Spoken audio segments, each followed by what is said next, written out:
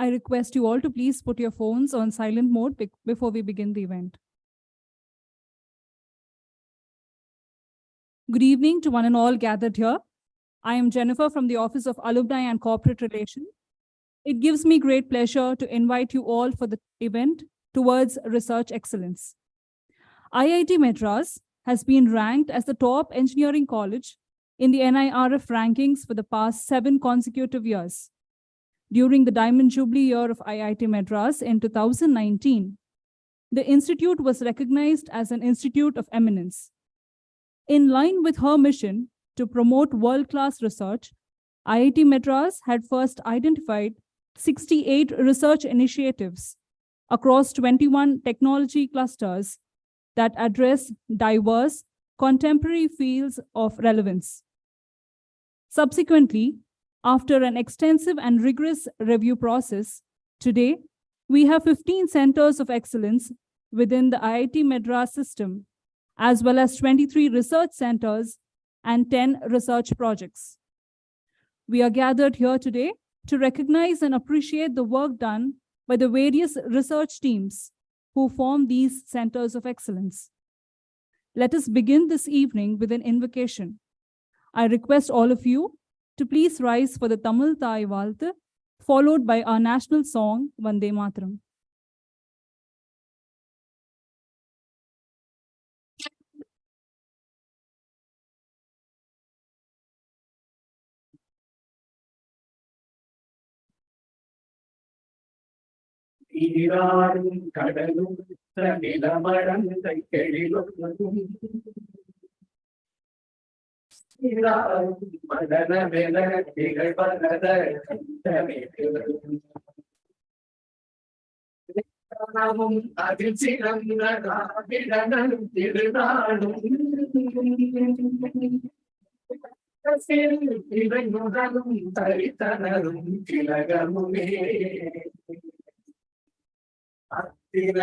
வாசனை போல் அனைத்துலகும் என்பமுற புகழ் மனக்கையிலும் பெரும் தமிழரங்கே தமிழரங்கே உன் சீர்தமை நிகழ்ச்சியம்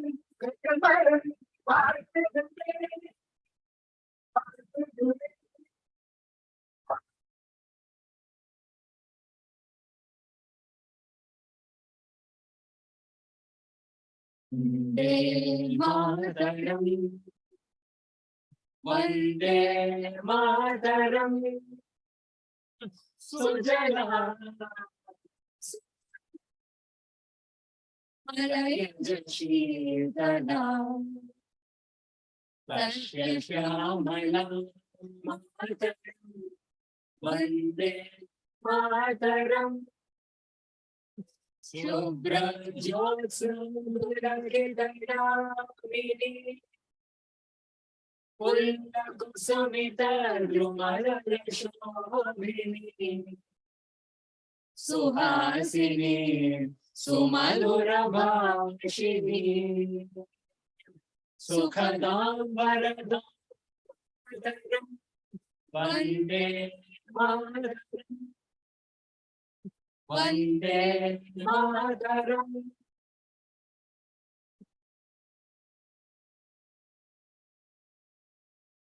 I request Professor V. Kamakoti, Director IIT Madras, to please address the gathering.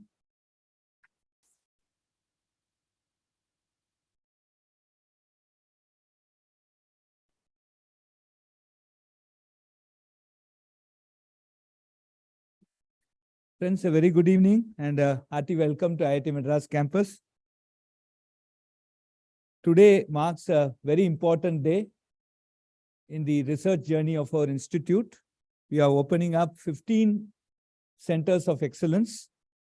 IIT Madras has been granted the Institute of Eminence status.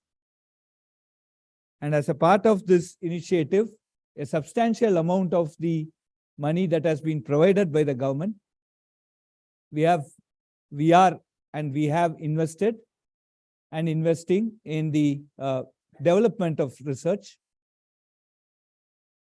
We had a first set of exploratory research grant through which around 68 projects had been funded.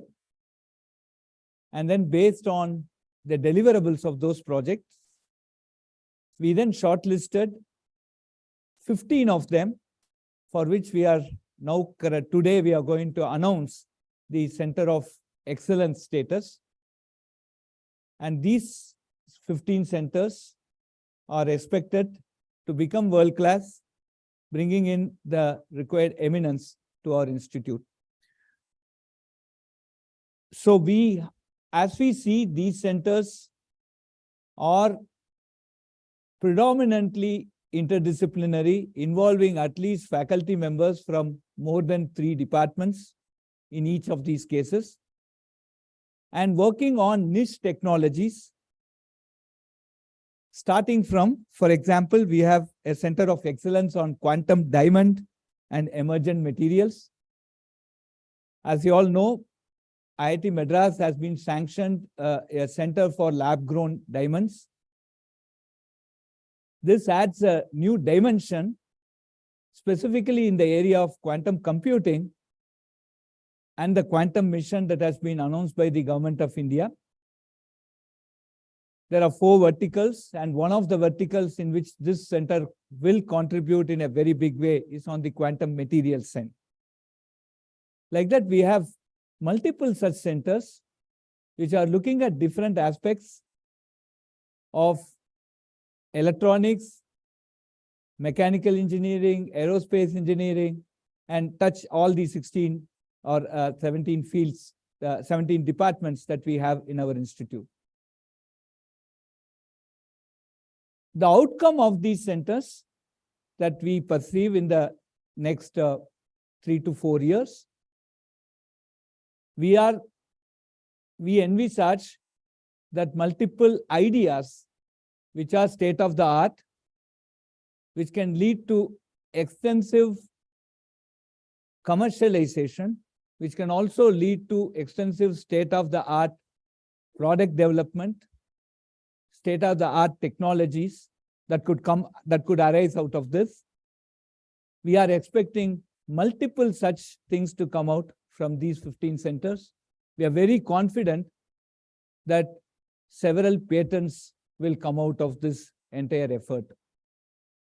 We are also looking at several startup companies to come out of these efforts, and a very strong collaboration between industry and academia to develop as a result of this research work.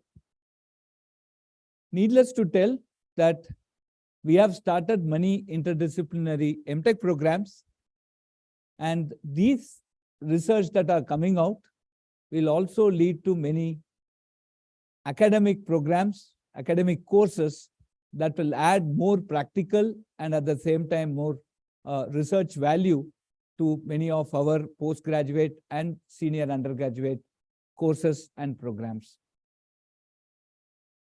I also take this opportunity to thank Professor Bhaskar, who initiated this, who conceived of this whole process of having an exploratory phase 1 of this IoE grant, and then the phase 2, which today we are seeing yielding very, very good result in terms of identification of these projects. And also, we have brought in faculty from different departments to work together on a single umbrella problem.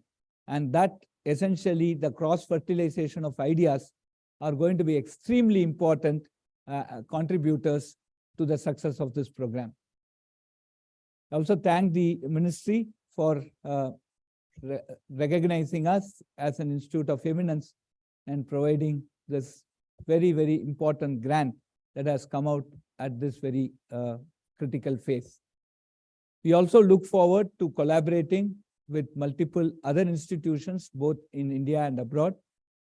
We also have a large amount of funding that is demarcated, significant amount of funding demarcated for international exchange. And this also will lead to a lot more of internationalization, specifically at this juncture. where we are getting a lot more of traction as Indian institutes from the foreign nations. And I'm sure that this is going to provide us the necessary impetus to forge many collaborations within India and abroad across the academic institutions. So I again take this opportunity to congratulate all the 15 teams for putting the massive effort, and also thank the Office of Global Engagement, specifically the Dean, Professor Raghu, and the set of reviewers who have spent lot of time in reviewing all the proposals and then basically bringing out these 15 centers of excellence. I wish all these centers all the best, and I'm sure that within the next 2 to 3 years, we will see many, many laurels coming out of this massive effort. Thank you very much.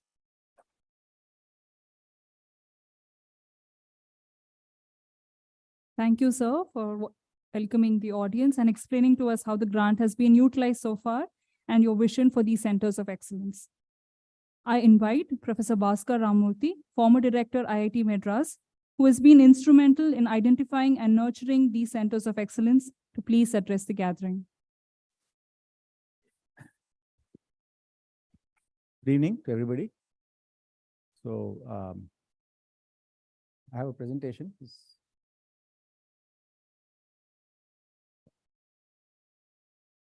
Yeah. So when the IoE Institute of Eminence program was announced, the objectives of the program were set out very clearly by the government. The institutions that are selected must aim to become noticeably. Noticeably means not by just your own advertising, but by general acceptance among the peers. Noticeably, globally among the best in some areas. No institution, no academic institution can be good in everything, or can be world class in everything, but in some areas. And this will reflect through publications, research papers that are seminal, will reflect through technology transfer to industry, to startups in the current era, and so on. So this was the general goal. And so we, in the institute, when we looked at this, how do we do it? We sort of felt that, and I must acknowledge here the work of several colleagues of ours at that time. I think they're not here. Professor David Kolplay and Professor Nagarajan both were involved in preparing our IIT Madras's proposal. And I think they're both out of country. So many people worked on it. There was a huge committee. We decided that we'll actually try to do what the objectives say, and we really do not know which are the groups, which are the areas where we will excel or we can excel. Some of us may have an idea that it might be these areas in our institute, but we can't be sure. So we said we will actually, first we'll set aside a bulk of the funds for research and much less for infrastructure and other things. Some things be needed, so we did do that. And some money we did to generally improve the research infrastructure and ambience in the institute. But bulk of it was for this pursuit of excellence, research excellence. And we said we will actually go through a discovery process, right? So that was, we're not going to sit in any room and figure out it's going to be this group, that group, these centers, and so on. So that's really what we did. We wanted breakthroughs in research. We wanted to discover these teams which have critical mass. That means there are enough people, it's not just one person and have demonstrated capacity, not necessarily in the area where they are now wanting to strike out, but as a team, as the individuals, they have demonstrated capacity in achieving objectives. And this team should have audacious goals. You can't have, we did this till last year, we want to improve it in this fashion in the next 3 years, not that kind of thing, something fairly audacious. And I'll come back to this point towards the end of my talk, just looking at examples from our own history in the country. Obviously, this will have to be in emerging areas because, research in the world happens at such a hectic pace and with so many top people working in it that anything that's been researched for some time would not have too many, low-hanging fruit. But also, there would be grand challenges which have not been solved for decades and which people are still struggling with. Could be in maths, could be in physics, could be in anything. So it could be one of these, any one of these.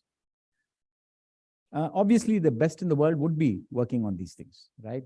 Otherwise, if it's that important and if it's that valuable, then there would be people working on it. So you should be able to identify them, sort of they're your competitors in some sense. And you should be able to collaborate with them, exchange with them. That's how research works. It's competition, but cooperation also, collaboration also. So once we do this, we want to set the timer, review periodically what we are doing, course correct, and watch what happens. This is really what our strategy was, which got approved by that's what, at least for us, that's what got us the Institute of Eminence tag and got us the funding. So what did we do? As Professor Kamakoti said, in phase 1, which is about 18 months to 24 months, we invited proposals. We told faculty, sent a message to faculty saying, you tell us what you can do. Keep these in mind. So form groups accordingly. We don't expect you to show enormous results in what you want to do, because if that's been done for 5 or 6 years, probably not going to be that hot. But tell us what your credibility is. And we got about 100 proposals. Little less, I think, from involving about 375 faculty, very cross-disciplinary. And these were reviewed offline. What I mean by offline is we didn't actually make presentations and so on. There are too many to do. And also there's not really much to present, because many of the proposals were talking about doing things which they had not done before, but they had done other things before.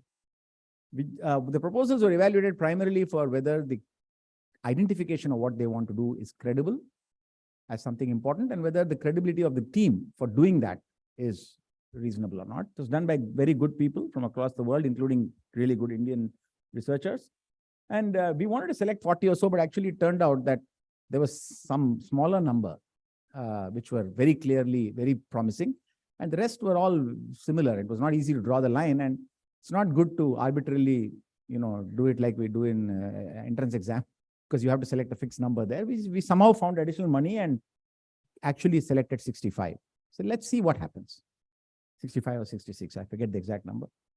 And the goal was, in these 18 months or 24 months, show cohesion, show international linkages, show that you figured out what it is you have to do and what others are doing, and show some early results, maybe some things you have tried.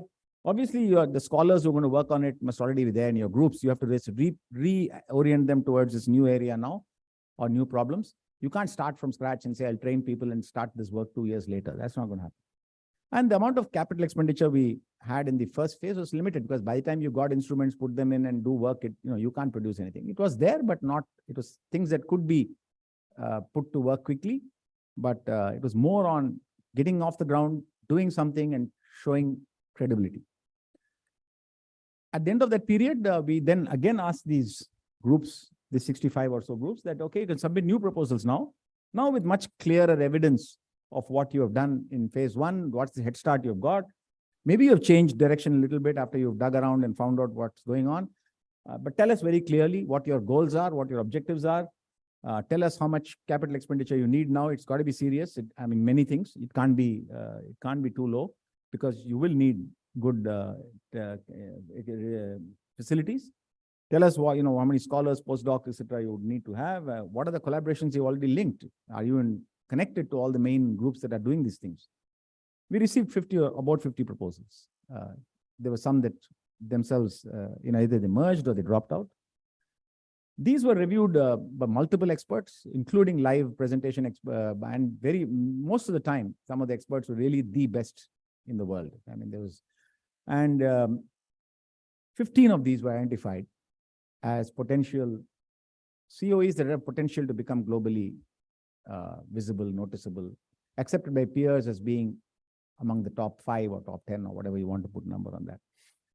There were some more identified, which had as having promise. Maybe some of them will pop up through this and make it, because this is a human effort. We could have made a mistake. We could have identified a few in the 15 that were really not up there. We could have missed a few in the others. So some centers were also funded. They were not centers. They're not called centers of excellence, but they're sort of potential centers of excellence. And we'll see what happens. We hope some of them actually break through. So what can we expect in the next 5+ years? 3 years is, of course, the IoE funding period, but we can expect, I think, definitely half a dozen or more world-class CoEs. I mean, we are very sure of this because one of the very heartening inputs we got from the review exercises, some of these really world leading reviewers, they told us there are at least 3 or 4 of these centers which are already, in their view, in the top 10. They said, we follow this work regularly. We think they're on the right track. But some of them are trying something really audacious. And, so that was really heartening to hear that. And a few that we were also told, typically in areas like quantum computing, where there are huge efforts globally, which are funded many, many times ours, and size of groups are bigger, with people from all over the world,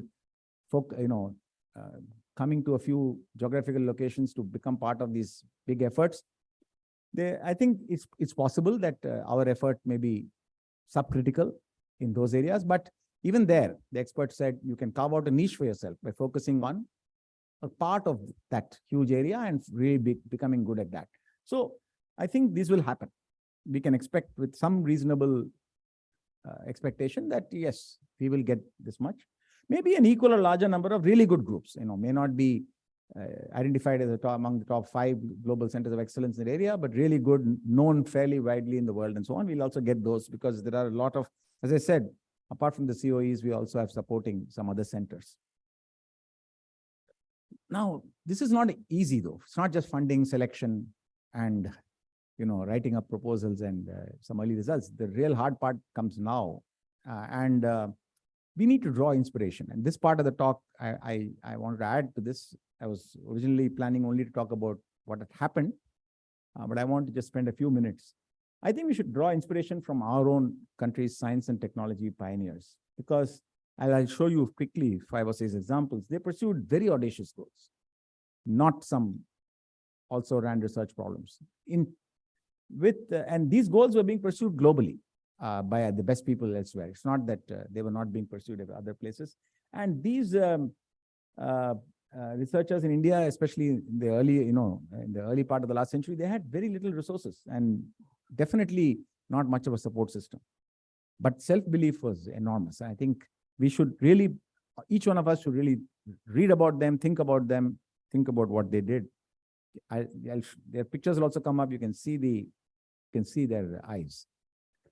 So, we've all read the story, right? I think when he did his work on Raman scattering, he knew. He didn't pack his bags 1 year before that. He knew that it was Nobel Prize level work. So it's not that he didn't know it. He didn't know what he was doing. And he made his own instrument, and I'll come back to this again. This instrument was made by him and his team in Calcutta. And so we must remember this. This happened in the early years of the previous century.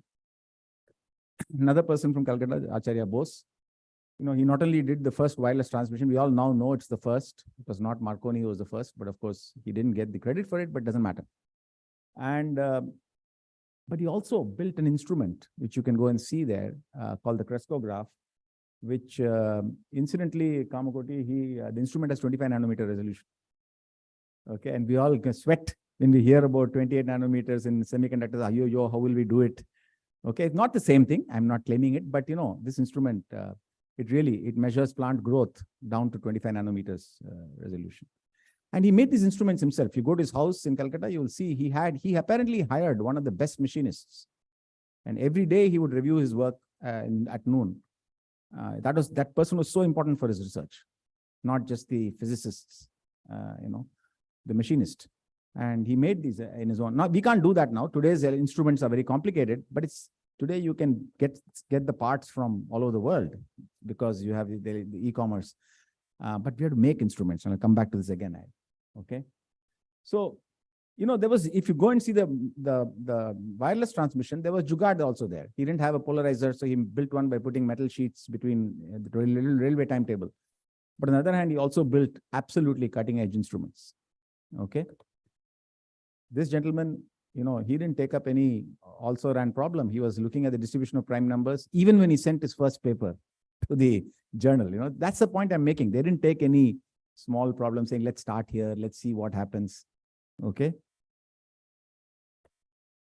It's not as if everything ended. One of the things that I used to wonder about, why did everything end by 1930, 40? Well, it didn't actually. G.N. Ramchandran was doing very similar level work with similar audacious goals with similar self-belief, though he didn't get the Nobel Prize also for some reason, right up to the 70s and 80s. It's not that it was not happening after that.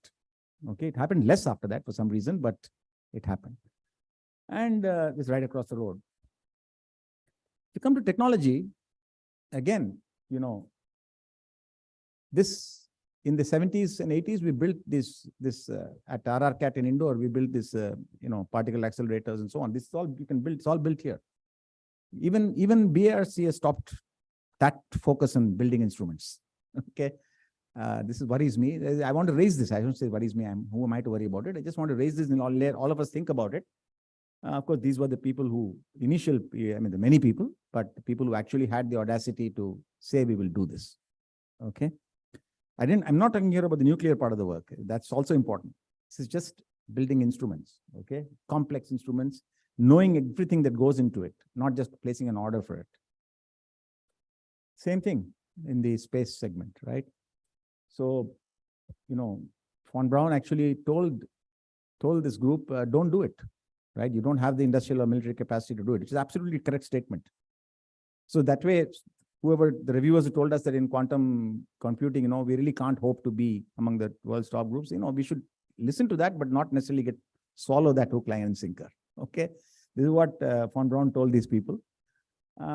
But where would we be today if they hadn't pursued it, right? Not only in space technology. See, we may not, NASA itself and certainly ISRO is not competitive with Musk's really, cost effective and high speed, high speed, I mean speed of turnover and so on. Turnaround may not be, but they know exactly what's going on in every piece of the equipment. They know what has to be done in the next 5 years.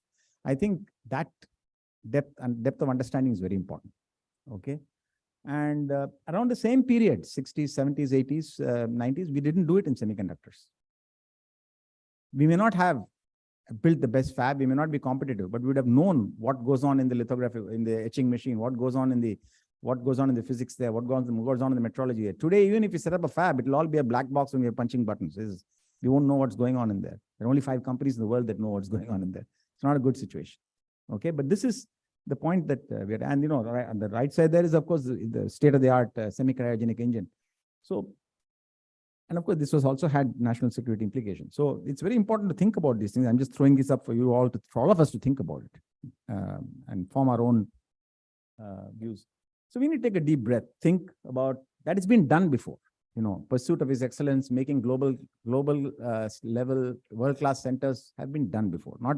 Not just many times, in many parts of the country, not just by individuals, even by large groups. I'll give you examples, not just in science, but also in technology. Maybe no startups. Startups is a new phenomenon, but now we can add that. Okay. With very less resources and support systems, funding has never been the constraint. And, you hear this statement even from others in many other pursuits of life, especially in the spiritual pursuits. They always say funding is never, you ask them, how do they do this? They say funding has never been a constraint. I used to always think they're making it up just to impress us, but it's not, it's actually true. And we ourselves are finding it in the institute. Now that we are, if you pursuing some of these things, these kinds of activities, not necessarily these centers of excellence, very seriously, we're actually seeing funding coming, chasing us. It's a fact. Okay. So we need guts, we need audacity, but not foolhardiness. The bank to buck ratio in those examples I gave you is very high. It's not as if I picked up only the successes and not told you the failures. The SLV3 also failed the first time, but the point is they were picking very carefully what they were going to do, and we must vigorously build instruments. And now you can add to that, collect primary data. You can collect data by building your own instruments. You can collect data by just using the world around you as instruments, whatever. But we need to do this. I mean, if you don't do one or both of these, I don't think we can really do cutting edge work. Because if you're going to buy an instrument and then somebody else who can buy the instrument with more money than you, faster than you, can do it better than you. And there are good people everywhere. It's not as if that we have a monopoly on that. So we really have to build instruments, modify instruments, and really know what's going on in every corner of the instrument. And we have to collect primary data. This is very important. We must succeed in this mission, not just because we have promised that we'll do it. We've taken a lot of money. Generally in IIT Madras, we take our promises seriously. But I think we also have to reinvigorate the quest that the pioneers in our country had. Some of the numbers have dwindled, the efforts have dwindled in that sense, though the size of the efforts have become bigger. You don't see the same kind of audacity, you don't see the same kind of focus, you don't see the same kind of effort. So I think we must do this, we must do our little bit towards doing that. And that's what I hope this IoE program will take us to. Thank you very much.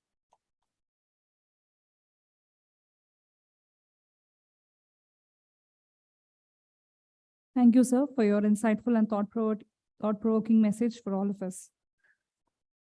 I next invite Professor Raghu Rangaswamy, Dean Global Engagement, to please address the gathering on this momentous occasion.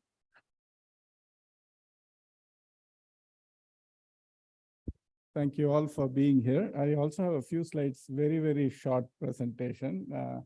Most of the things have been covered by Professor Bhaskar. I just want to give you an idea of the process and also what institutional support we are hoping that we can give these centers of excellence.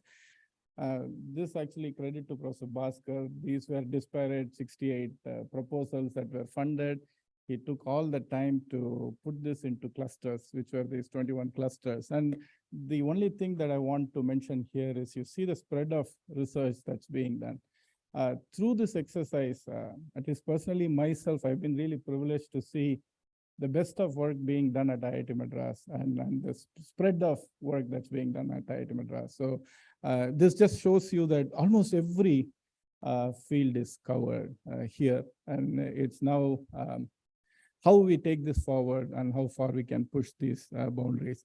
Out of this, I just wanted to give you some statistics. It was a really hard work to pick the 15. We sent these proposals to the best in the field. For every one of these proposals, we spent a lot of time identifying who is absolutely the best and wrote to them and then said, would you review it? And if they didn't have the time, it was to the next person and so on. So we did send it to 198, received 76 reviews. And as Professor Bhaskar mentioned, some of them were real stalwarts. And again, the most interesting thing was some of them said, in fact, one reviewer said, this group is underestimating themselves. The group had said, we are about 8 in the world. He said, I think they're in the top 2, 3. I don't even know why they are saying this. So it was fantastic to see some of those. And then we had external panelists who came for these presentations the faculty groups made, and those were really tough. And while it was a lot of hard work, it was really fun to also listen to all the questions and answers and so on. So just to give you an idea that while you do these things, we wanted to be transparent, we wanted to be fair, we wanted to follow the same process for every proposal. Nothing was pre-decided. Everything was based on reviews. I just wanted to make sure that I mentioned that here. Out of all of that, we got these 15 centers of excellence, and you can read them here again.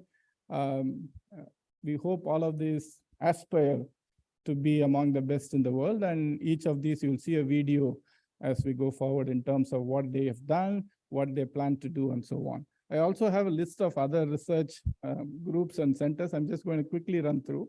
I have the last 2 slides, which are important. I just wanted to mention these here. Whoa. My latest slide is not here. So this has happened before. So I will. So the one slide was about monitoring and deliverables, right? And while we do this, it's important that we monitor this, not to monitor our own colleagues, what they're doing and so on, but to give a feedback at correct intervals. So we're thinking about instituting a monitoring committee, which will meet once in 6 months to kind of review what is being done. And we will get back to you with what that mechanism is as we go forward. There are a set of deliverables also we are expecting for all of these centers of excellence, which will be in the letter that Professor Kamakoti gives you in terms of what we expect.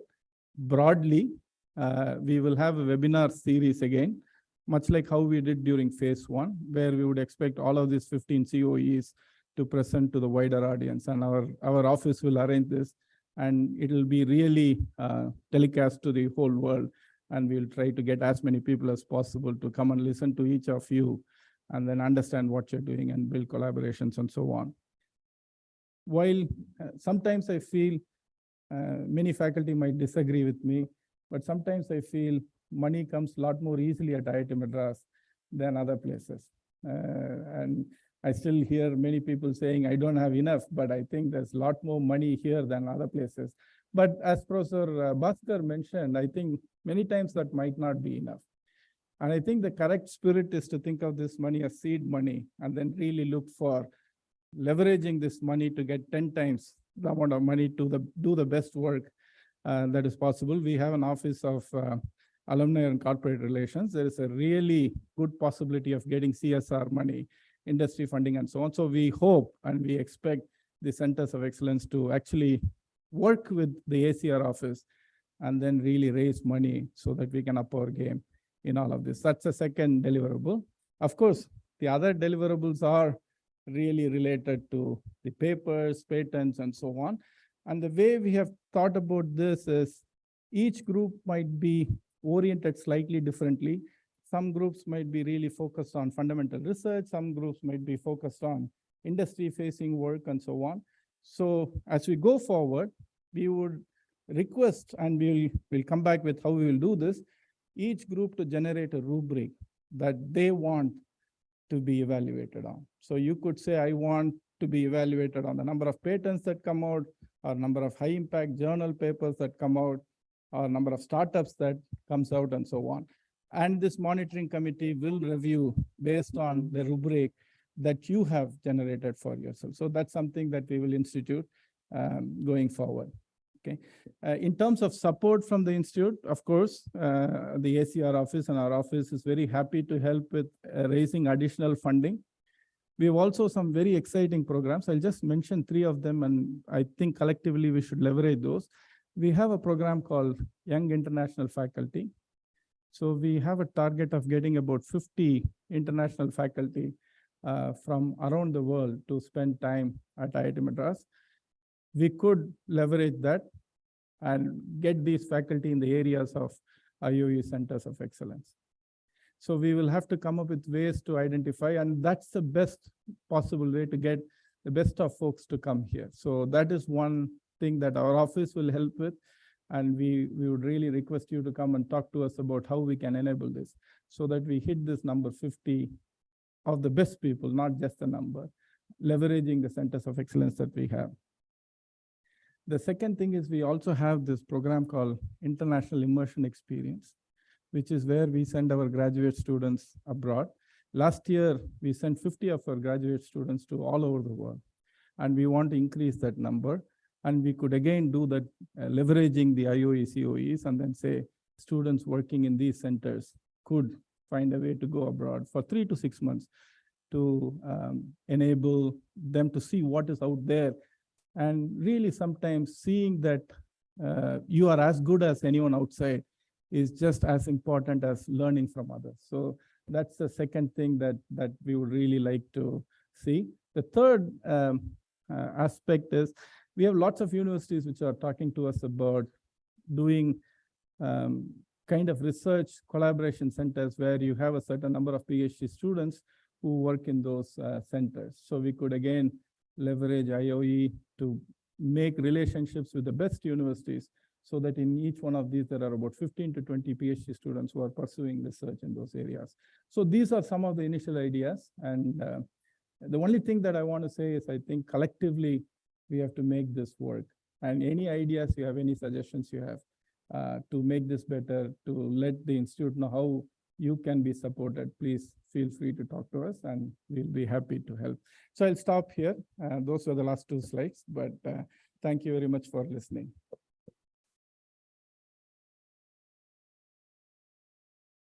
Thank you, Professor. Ladies and gentlemen, we now begin the ceremony to recognize and applaud the efforts of the 15 centers of excellence, which have positioned IIT Madras on the world map as a global leader in research and innovation. A short video of each center of excellence will be played, after which the team belonging to that center along with the co-PIs, will come forward to receive the award. I request the teams to please come to the dais from my left and exit from the right.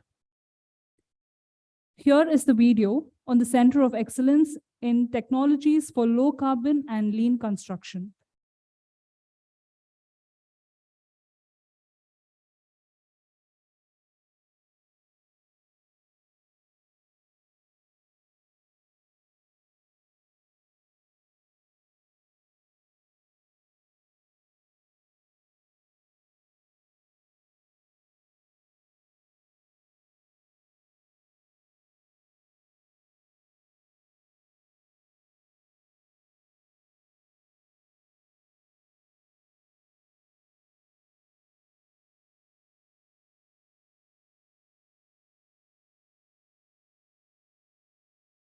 Concrete every year.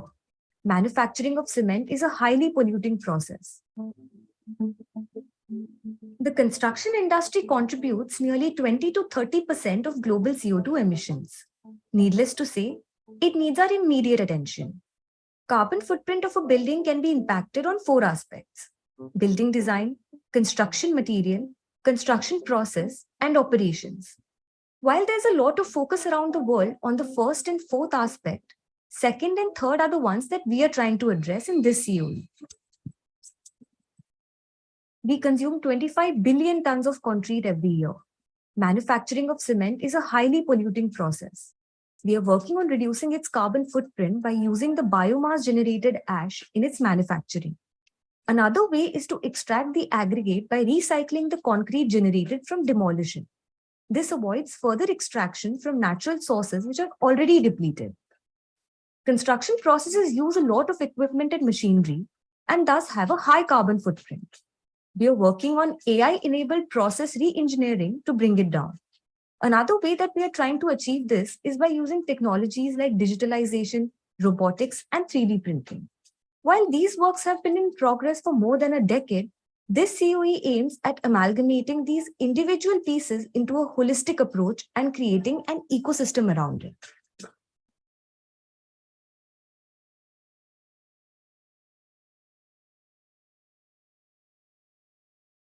I now invite the team from the Center of Excellence in Technologies for Low Carbon and Lean Construction to receive their award letter.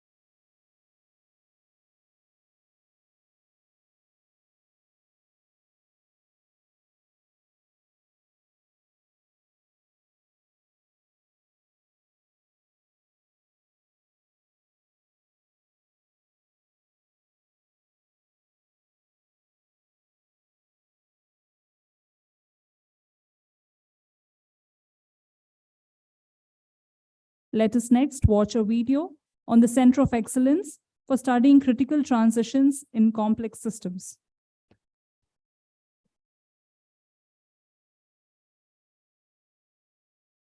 Flooding due to extreme precipitation, landfall of cyclones, or the disastrous cacophony in rocket engines. These are some catastrophes where a system initially in a blissful chaotic state transitions to a disastrous periodic state. Why do systems so unrelated exhibit similar dynamical transitions? We ask and strive to answer such questions at our Center of Excellence for Critical Transitions in Complex Systems. We invest in finding the commonalities in critical transitions in diverse systems and in providing technologies that enable critical intervention. We wonder how a minuscule fluctuation can alter the fate of the system. With meticulous experiments and using advanced tools from complex systems theory and dynamical systems theory, we unravel the unity in the functioning, structure, and emergent dynamics of diverse complex systems. We ask questions that matter and strive to provide solutions that make a difference.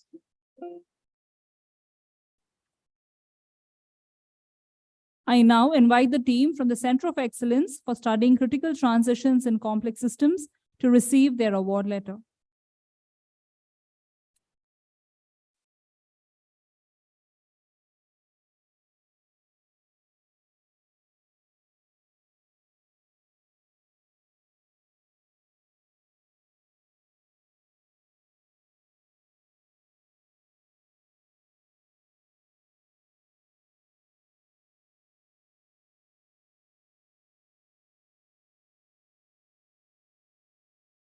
Up next, we have a video on the Center of Excellence in NDE 5.0, Industrial Assets and Process Management. Whenever our body has some ailment, so we go to a doctor and the doctor says, get an ultrasound done or get an X-ray done. Very similar to human bodies, we also see that industrial assets, that could be a pipeline, it could be the airplane, railway track, all of them actually behave like human body. They actually age. Their functionality reduces. Just like in a human body, if we are able to find a problem early, the industry actually saves money. They are far more safer. They're far more efficient. And more importantly, they continue to work with very limited shutdowns.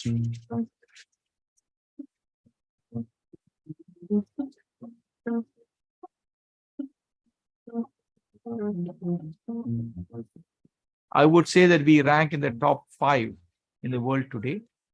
Of course, we would like to take that from a top 5 to a top 1 or 2 over the next 5 years.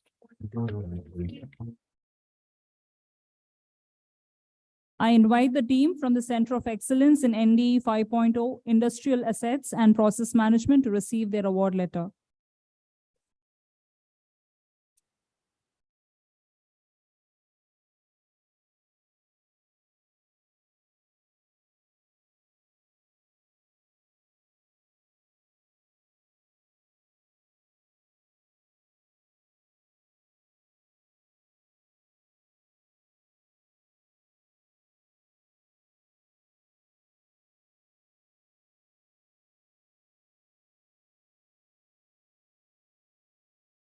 Let us next watch a video on the Center of Excellence on Molecular Materials and Functions.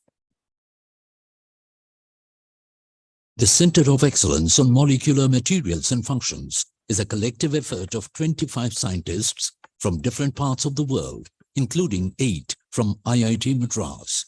The center has been put together to address some of the most intriguing problems of materials science. Materials are the building blocks of society. The fundamental building blocks of many of the solutions used in every sector are becoming molecules rather than atoms, which exhibit new properties useful for a sustainable world.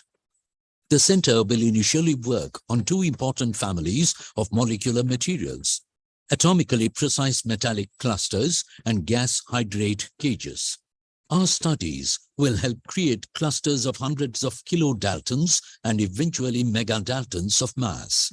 A new mass spectrometry facility has been established to achieve breakthroughs in reactivity, electrical transport, magnetism, water harvesting, and energy storage.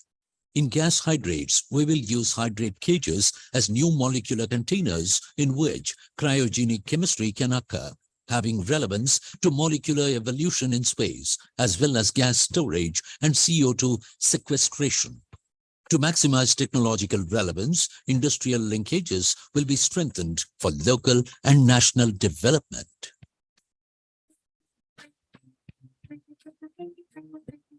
I invite the team from the Center of Excellence on Molecular Materials and Functions to receive their award letter.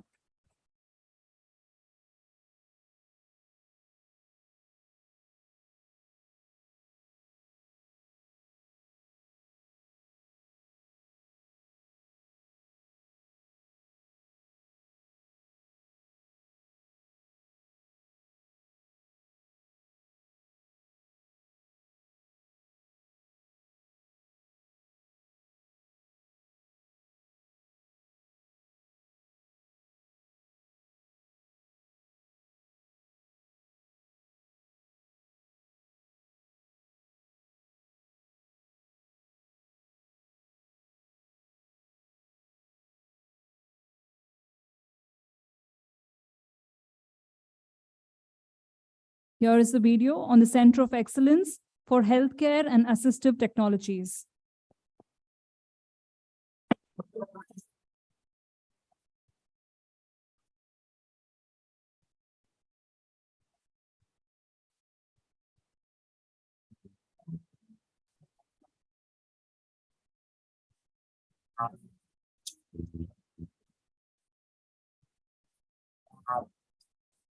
The academic area, there are two aspects. One is just producing numbers in terms of graduate, skilled people, etc. That's well taken care of. High-end research is an area where we really need to focus because that has a multiplier effect. The fundamental challenge in healthcare technology is industry in India is very nascent. Translating an R&D into a product is a very long, sort of an arduous process. The world benefits if more people work on a problem. And I want institutions like IIT Madras to be part of the solution, globally.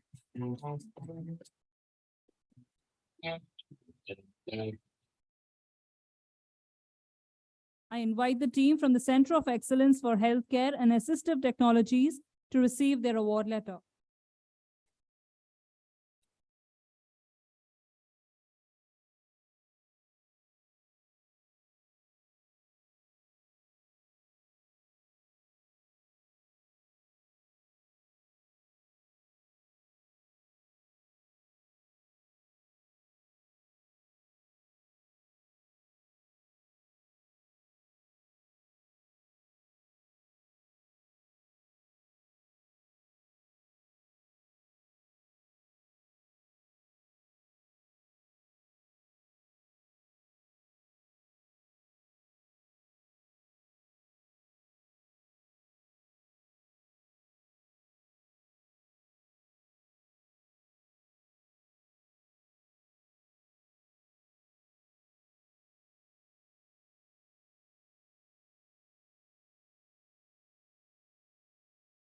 Let us next watch a video on the Center of Excellence in Maritime Experiments to Maritime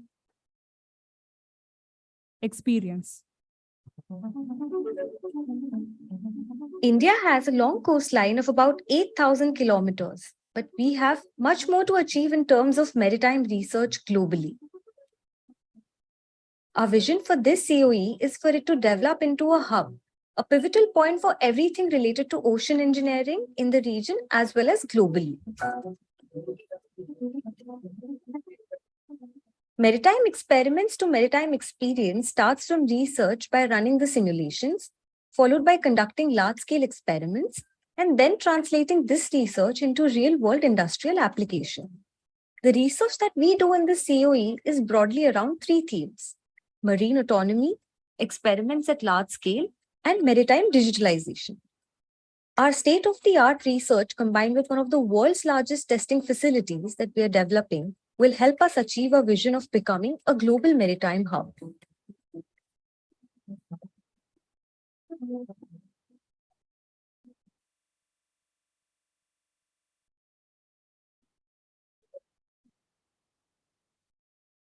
I invite the team from the Center of Excellence in Maritime Experiments to Maritime Experience to receive their award letter.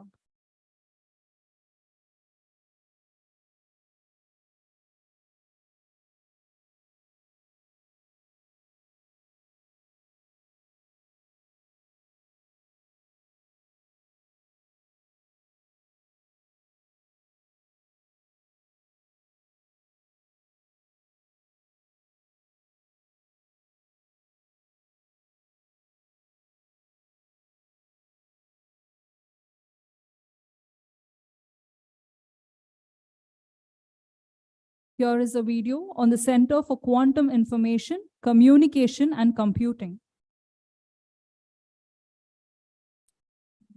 Today we do weather forecasting on supercomputers. Now, even those supercomputers have their limitations. Imagine a sphere. Your classical computer can access only the North Pole and the South Pole of the sphere. Your quantum computer can actually access all the points on the surface of the sphere. So you've gone from being able to access just 2 points to an infinity of points on the surface of the sphere. And this just has to do with the nature of quantum mechanics. We have 4 different verticals: communication, computing, sensing and materials. So one portion is like about developing the quantum algorithms. Second one is to utilize this new quantum system that we recently obtained from IBM, which is having 400 qubits.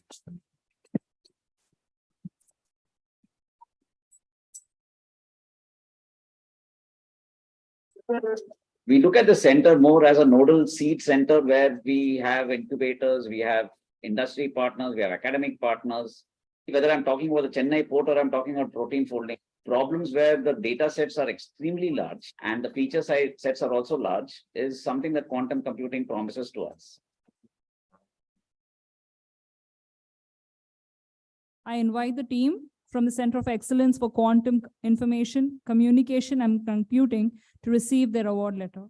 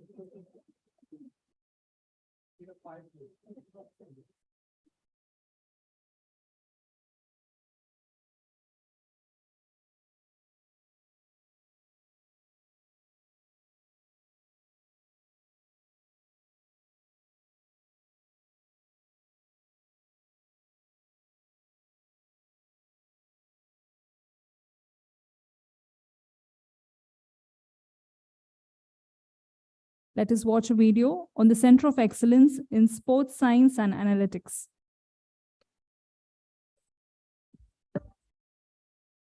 Indian athletes are extremely capable, hardworking, talented. So we want to develop the best lab where athletes can come, get themselves measured up, maybe some flaws corrected, being in a sport agnostic fashion, and develop themselves using technology.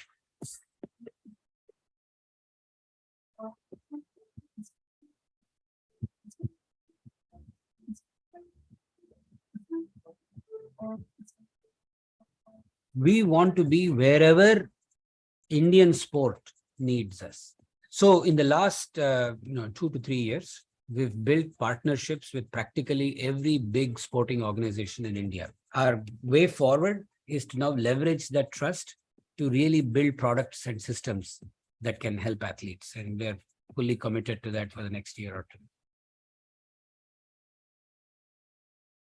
I invite the team from the Center of Excellence in Sports Science and Analytics to receive the award letter.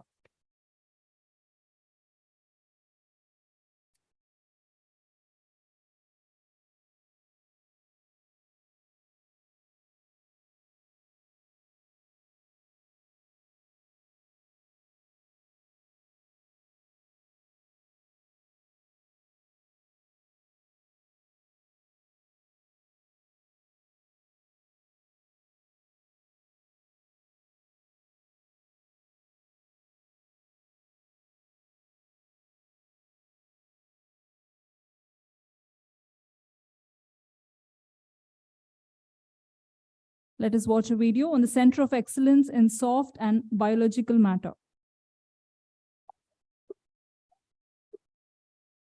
Soft materials are those that can be easily deformed, and the more quantitatively we understand their behavior, the better we can find their applications all the way from food science to agriculture to healthcare. The 4 focus areas for our Center of Excellence are studying evaporation-driven self-assembly that has many applications, including in disease diagnostics. 2, developing truly portable lab-on-chip devices that can make healthcare accessible even in remote areas. 3, applying soft matter principles for the detection of food adulteration in an affordable manner and efficient delivery of active ingredients to plants. And 4, developing sophisticated quantitative models for studying biological matter that will have a direct impact on disease diagnostics. For example, the estimated incidence rate for aneurysms where the artery balloons is about 1.8 million in India. The mortality risk for a ruptured aneurysm is as high as 80%. Our work with soft matter will help us predict these aneurysms more accurately than is possible today.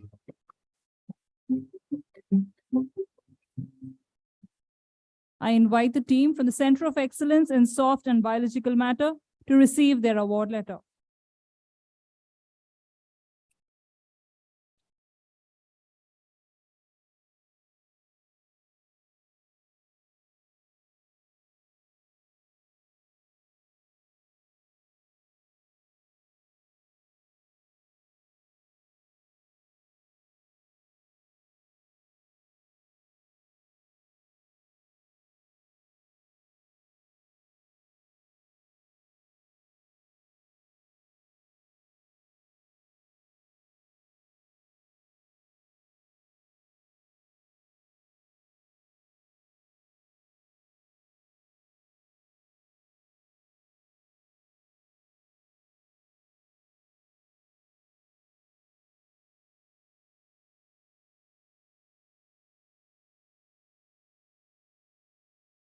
Here is a video on the Center of Excellence in RF, analog and mixed signal ICs. 10 years ago, we could not have imagined, what we can do in electronics today. A lot of it is design improvement, enabling us to do tasks that we did very inefficiently and make them, very efficient. The research that we undertake in the CoE basically focuses on 4 verticals, right from sensing, data transport, and inference.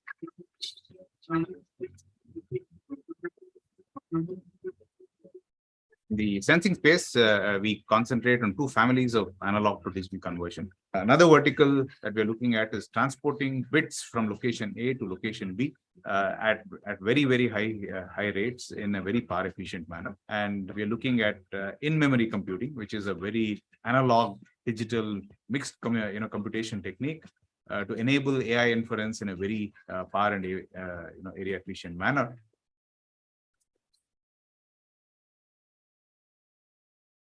As the members of the team are traveling along with the PIs, I request Professor Raghu to receive the award letter.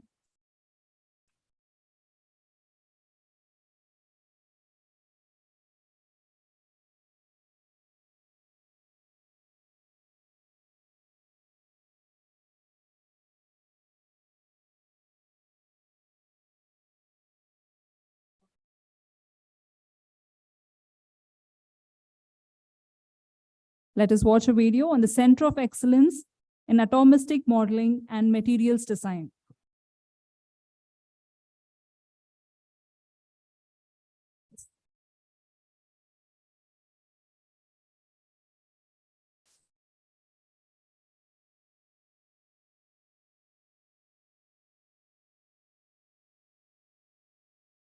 DNA is the fingerprint of any living being. Similarly, the behavior of electrons and ions in a solid or in any chemical material serve as a fingerprint of what that material going to exhibit, what are the properties it possesses. We design materials for any real world applications.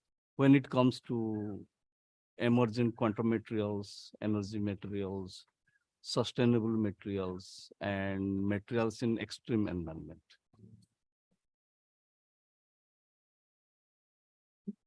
We are also working towards developing a set of halide perovskites. If we are successful and experimentally if they are synthesized, it will be a game changer in solar cell industry.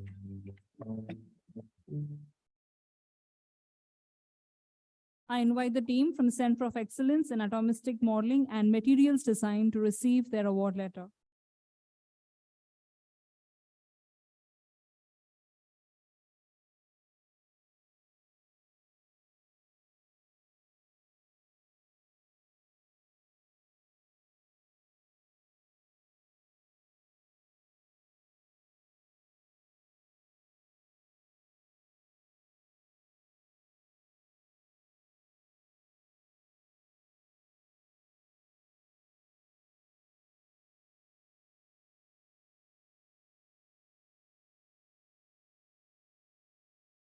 Here is a video on the Center of Excellence on geophysical flows.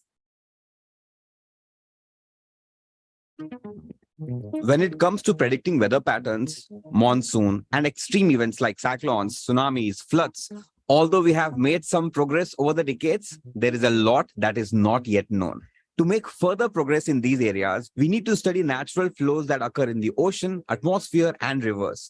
And that's what we do at the Center of Excellence on Geophysical Flows.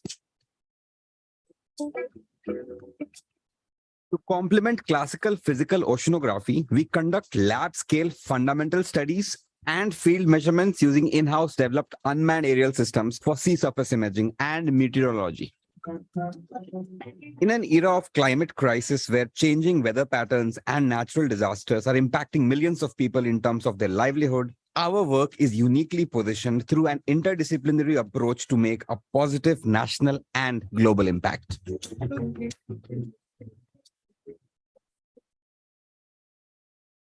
I invite the team from the Center of Excellence on Geophysical Flows to receive their award letter.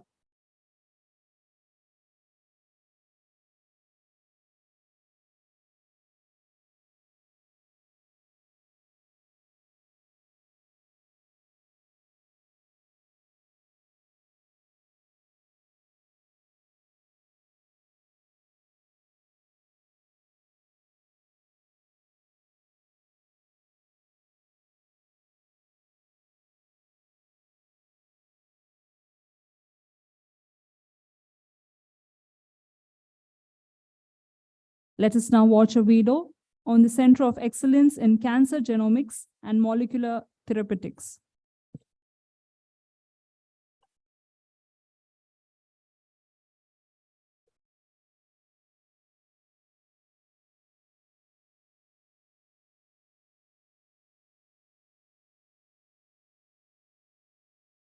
I tried to understand the genomic landscape of pancreatic cancer from Indian population.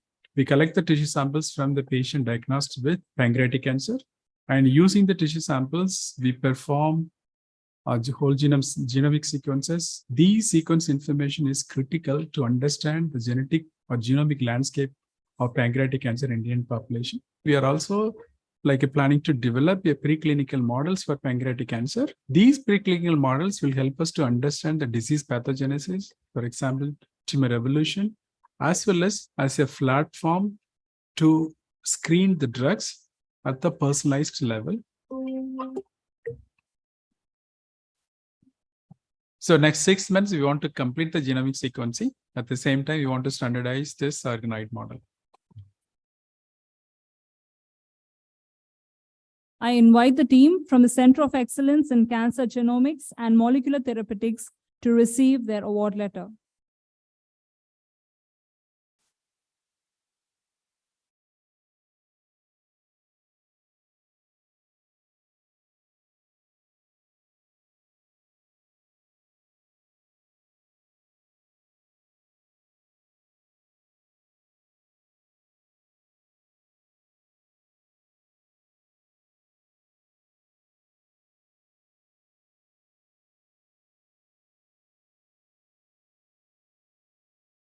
Here is a video on the Center of Excellence in Quantum Diamond and Emergent Materials.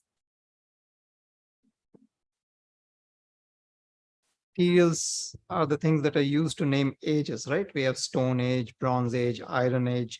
The reason is they play a very crucial part. Without that material, you can't have the technology. We missed the semiconductor bus. We could not figure out how to make silicon properly. And we ended up paying a heavy cost in terms of having to get the technology from, basically import everything. This we should not be repeating again when the quantum era comes. We should have a good handle on how to make these materials and how to produce all of this ourselves, the hardware part of it. Our CoE looks at holistically from understanding quantum properties of materials to making quantum materials work for various device applications. We aim at making critical quantum measurements and high quality quantum and emergent materials, leading to the development of many devices.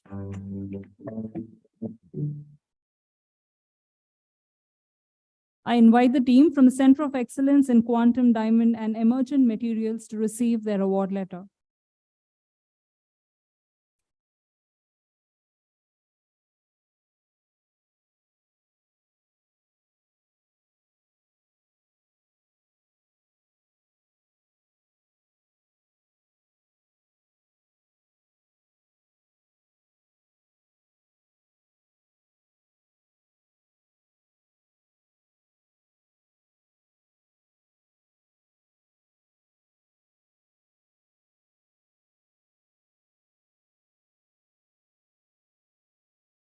Let us watch a video on the Center of Excellence in Energy.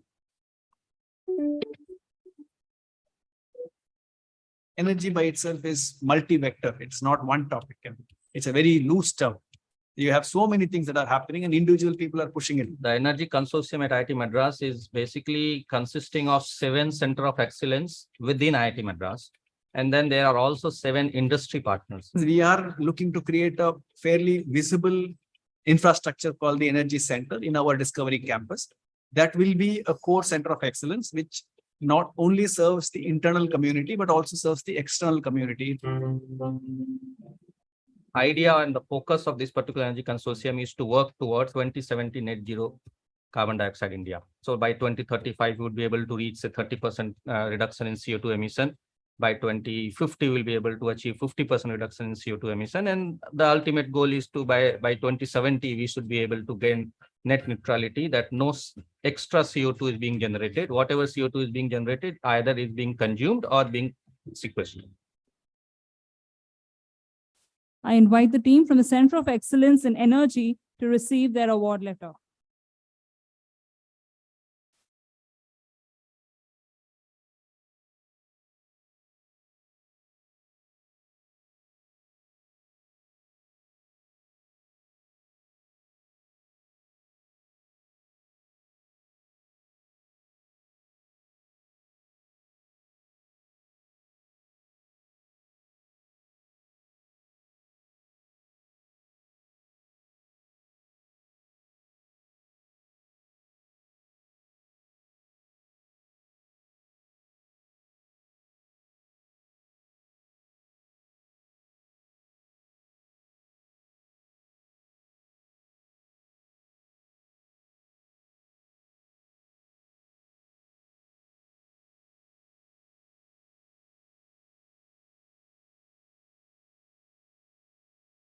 We will now have a quick Q&A session.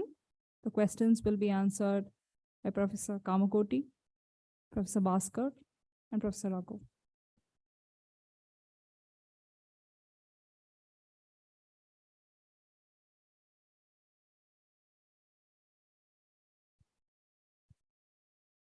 Any questions?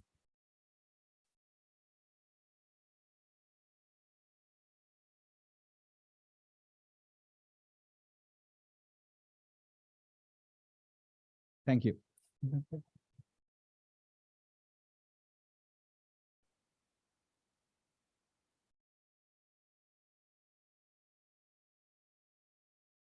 I request Ms. Richu George from the Office of Global Engagement to propose the vote of thanks. A very good evening to everyone. It is my honor to address the gathering and deliver the vote of thanks today. I believe I was fortunate enough to have had one of the best seats in the House to witness all things related to IoE research initiatives, at least phase 1 of it. And just like how there is a long credits roll at the end of a brilliant science fiction movie, I have a very long list of people to thank for making phase 1 happen, so please bear with me. I would like to start off by thanking every one of you who is here with us today. We also have several people who have joined us online. We have representatives from industry, corporates, from the Navy, Ministry of Education. We have the external reviewers, representatives from various other academic institutes. We have alumni, media, to name a few. Quite a diverse group of people, and I would like to express my sincere gratitude to all of you for joining us today. I would like to thank our director, Professor V. Kamakoti, and our previous director, Professor Bhaskar Ramamurthy, at the outset. None of this would have happened if it wasn't for their vision and their able guidance at the helm. Their leadership has paved the way for groundbreaking research and innovation at our institute. I would also like to thank the director's office for all of the support through phase 1. I would like to thank all the PIs, co-PIs, research scholars, and staff of all of the 68 research initiatives from phase 1. It was amidst the pandemic that phase 1 started, and in spite of the troubling times, what we witnessed was understanding, support, and solidarity. So I'm very grateful to the faculty community and the staff for their understanding and cooperation through phase 1. Your support and collaboration have been the driving force behind our achievements. I would like to thank the registrar, all the deans, specifically the previous Dean Administration, Professor Koshi Varghese and his office, and Dean Planning, Professor Liji Philip and her office. If you think we had a tough time chasing faculty, you should check with her office. They had a way more tougher time chasing us for all the quarterly IoE reports and data, and it was a lot of work. I'd also like to thank Dean Asia, Professor Mahesh, and his office for their support. Also, Mr. Kavaraj Nair and his team. I would like to express my gratitude for Dean ICSR, Professor Manoj Santanam, and his previous Dean ICSR, Professor Ravindra Gittu, and their offices for their tireless efforts in managing the administrative aspects of Phase 1. I would like to specifically thank the ICSR Project Office, Tender Cell, Purchases Team, Travel Team, and the Finance Section. The turnaround time on IoE tenders were unheard of, and this wouldn't have happened if not for all of them jumping in there with their enthusiasm and best foot forwards.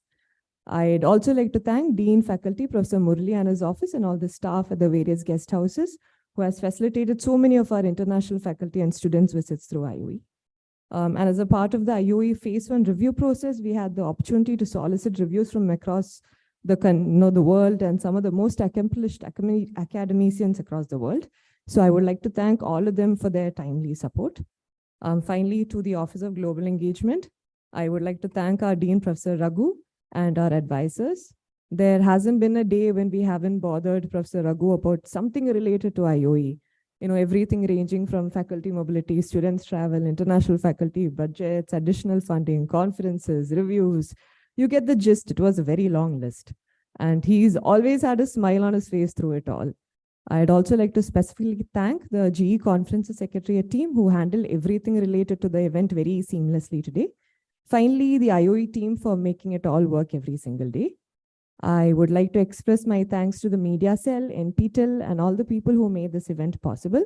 A special mention to our MC, Ms. Jennifer, the team from Core Voice who did most of the videos you saw today, and all the student volunteers who helped us immensely. In closing, I'm filled with immense gratitude for everyone who has contributed to the success of Phase 1 of the IoE research initiatives. Your dedication, passion, and unwavering support has paved the way for groundbreaking research and innovation. So thank you once again and for being a part of this incredible journey. Here's to wishing everyone a phenomenal Phase 2 as they break barriers, shape the future, and contribute to making IIT Madras undisputed leaders in education and research. Thank you and have a wonderful evening.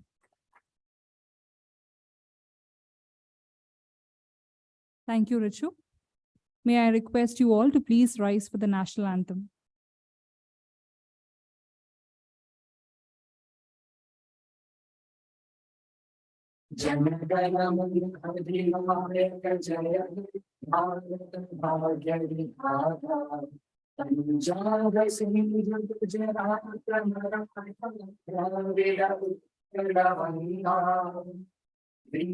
Himachal Yamuna Ganga Uchala Jalati Karunda Tava Shubha Naame Jage Tava Shubha Ashish Mange Lage Tava Jaya Gatha Jaya Jaya Mangala Bhavana Jaya Bhavana Bhavya Vibhava Jaya Jaya Jaya Jaya Jaya Jaya Jaya